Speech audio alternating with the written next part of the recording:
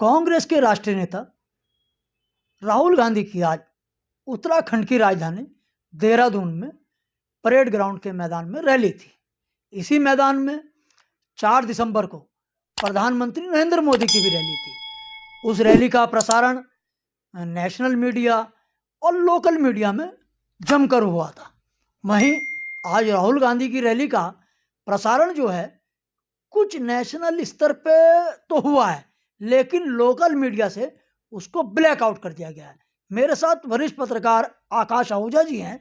ये लोकल में राहुल गांधी की रैली का ब्लैकआउट करने को किस नज़र से देखते हैं, उन्हीं से बात करते हैं।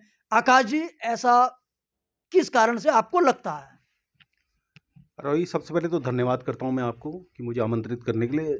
सेकेंडली, मैं एक चीज़ कहना चाहूँगा कि जो आज ब्लैकआउट हुआ है लोकल मीडिया में, उसका कहीं ना कहीं एक बहुत बड़ा कारण युवा मुख्यमंत्री का होना है। अब आप थोड़ा सा इस चीज़ को समझने की कोशिश करिएगा कि जब से उत्तराखंड में अपने बीते 1 साल में हमने 3 मुख्यमंत्री देखे हैं, जिसमें त्रिवेंद्र सिंह रावत को हटाया गया, उसके बाद तीरथ सिंह रावत को लाया गया और उसके बाद बहुत छोटी उम्र के 2 बार के विधायक पुष्कर सिंह धामी को एज अ मुख्यमंत्री बीजेपी लाई यहाँ पर। और हमने जब से पुष्कर सिंह धामी यहाँ पर आए, हमने देखा कि मीडिया फ्रेंडली हैं, बहुत ज़्यादा कवरेज उनको मीडिया में मिल रही है, उनके कामों को बहुत बखान करके दिखाया जाता है मीडिया में। तो कहीं ना कहीं एक चीज़ ये समझ में आती है कि चूंकि जो युवा मुख्यमंत्री है वो मीडिया फ्रेंडली है, तो ऐसे में लोकल मीडिया को वो केटर करते हैं।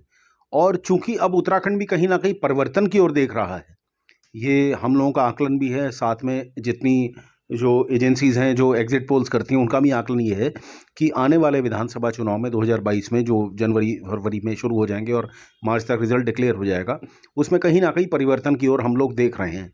तो ऐसे में लोकल मीडिया का पक्षपाती होना या बायस्ड होना कोई बहुत बड़ी घटना नहीं है, लेकिन ताज्जुब वाली बात ज़रूर है कि जो मीडिया ये कहता है कि हम निष्पक्षता से हर चीज़ को करते हैं, तो ऐसे में कांग्रेस पार्टी के राष्ट्रीय महासचिव की रैली को लोकल मीडिया में कंप्लीट ब्लैकआउट कर देना, पिन ड्रॉप साइलेंस कर देना, कहीं ना कहीं प्रश्न चिन्ह जरूर खड़ा करता है कि भाजपा की मंशा क्या है और भाजपा क्यों नहीं चाहती कि जो विपक्षी पार्टियां हैं उनकी बात भी सामने आए। क्या इसमें यह ना माना जाए कि जैसे सूचना विभाग की भूमिका क्या महत्वपूर्ण नहीं लगती इसके अंदर बीच में? देखिए रोरी, बड़ी सटीक बात आपने कही है। चूँकि सूचना विभाग के द्वारा ही सारे जो लोकल पोर्टल्स हैं, लोकल अखबार हैं और लोकल जितने भी माध्यम हैं प्रचार के, वो तय किए जाते हैं, तो कहीं ना कहीं आर्थिक हित हैं वो भी कहीं ना कहीं इससे रिलेटेड हैं। तो ऐसे में अगर सूचना विभाग या किसी बड़े अधिकारी की तरफ से प्रश्न आता है, तो उस प्रश्न का जवाब देने के लिए भी उन लोगों को तैयार रहना चाहिए।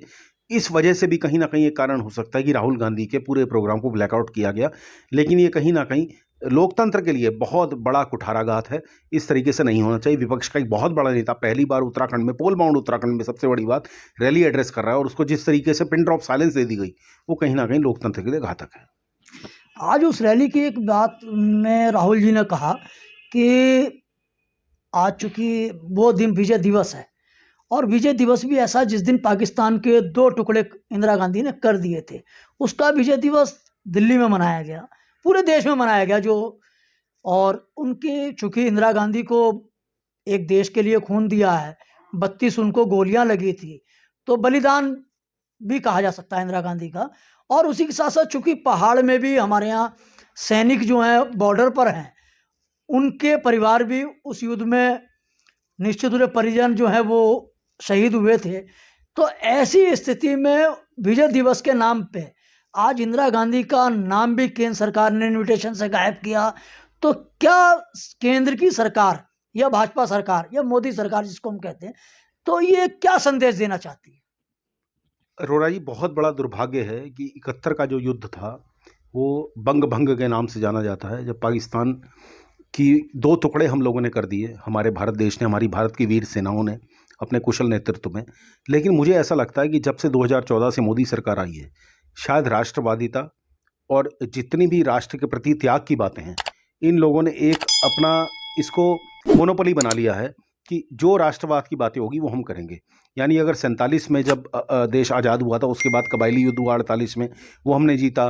65 में लाल बहादुर शास्त्री की वजह से हमने युद्ध जीता पाकिस्तान से, 71 में हमने इंदिरा गांधी जी की वजह से जीता, और 99 में अटल बिहारी वाजपेयी की सरकार में हमने कारगिल युद्ध जीता। हालांकि वो हम पर थोपा गया था, लेकिन भाजपा की मंशा कुल मिलाकर ये है कि राष्ट्रवादिता की बातें सब अपने फेवर में कर लें, और जिन लोगों को ड्यू क्रेडिट है उनका, चाहे वो स्वतंत्रता संग्राम सेनानी हो, चाहे वो 47, 48, 65 और 71 युद्ध के हीरो हों जो कि कांग्रेस से आते हैं, उन्हें उसका श्रेय ना दिया जाए।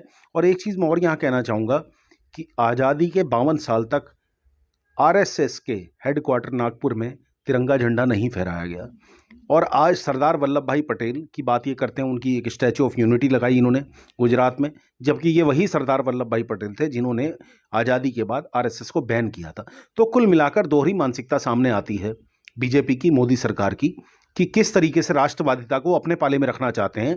और वाकई जिन लोगों ने राष्ट्र के लिए श्रद्धांजलि, राष्ट्र के लिए कार्य किया है, अपनी जानें तक दी, राष्ट्र के लिए सब कुछ कुर्बान किया, उन्हें किनारे पर रखना चाहते हैं, तो ये जनता मुझे लगता नहीं कि बहुत ज़्यादा दिन तक झेलने वाली है, रो रही। कुल मिलाकर आज राहुल गांधी की जो रैली थी, और वो उसी मैदान में थी जिसमें 4 दिसंबर को प्रधानमंत्री मोदी जी ने रैली की थी।